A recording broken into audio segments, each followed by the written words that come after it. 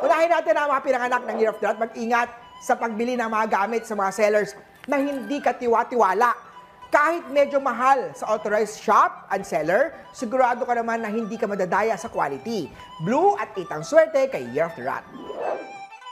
Sa mga ox naman tayo maraming work, kaya naman at timetable or checklist ang mga nabagay na dapat gawin.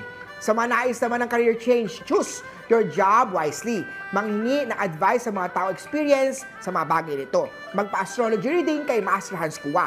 Brown at 3 ang swerte kay Year of the Ox.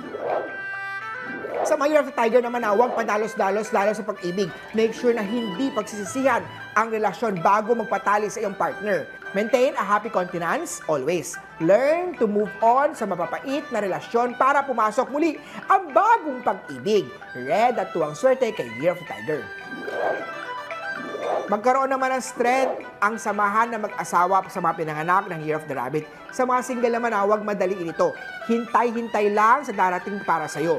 Gray at 1 ang swerte kay Year of the Rabbit. Sa mga Dragon naman gaganda uli ang flow ng pera, kaya naman maging wais sa investment at huwag masyadong makiuso sa trending. Purple at 7 ang swerte kay Year of the Dragon. Punta naman tayo sa mga pinanganak ng Year of the Snake. Magkakaroon ka ng complications sa kalusugan dahil sa ginagawang diet mo. Make sure to eat healthy para walang bawal magkasakit. Green at 5 ang swerte kay Year of the Snake. Sa mga pinanganak ng Year of the Horse, do not overexert sa mga activity, kaya naman ingat sa pagbubuhat na mabibigat.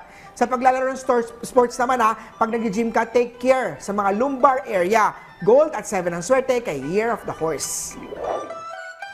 Teach your children how to spend wisely sa mga pinanganak ng Year of the Goat. Huwag silang sanayin sa gala ng gala at bili rito, bili roon na kung ano ang kanilang maibigan. Silver at 4 ang swerte kay Year of the Goat.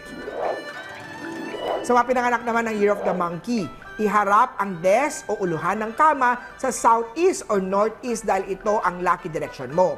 Wear more pink and blue para mabawasan ang mga dark color. Umiwas din sa away, intriga o masyado papansin sa public eye. Dark pink at 2 ang swerte kay Year of the Monkey. Do not trust your property or money sa karelasyon, lalo na kung hindi pa kayo kasal. Sa mga Year of the Rooster, it's better na may prenuptial agreement kung marami ang pag-aarian unless ito ay ipupundar ninyong dalawa. Love can sometimes make you stupid. Blue at 1 ang swerte kay Year of the Rooster. Sa mga dog naman tayo, bumili kung ano lang ang kinakailangan. Huwag maging impulsive buyer. Orange at 3 ang swerte kay Year of the Doggy.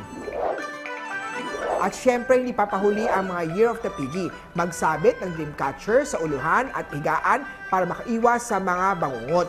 Bayaran na rin ang mga obligasyon para hindi patong-patong ito. Yellow at 8 ang swerte kay Year of the Piggy. Muli po, ito po'y magabay, patnubay, palalaat, prediksyon lamang ni Master Hans Kua. Nasa inyong mga kamay na lalay ang inyong tagumpay. Kaya always be positive at i-claim ang mga swerte, mga ka-RSP. Maswerteng umaga sa inyong lahat.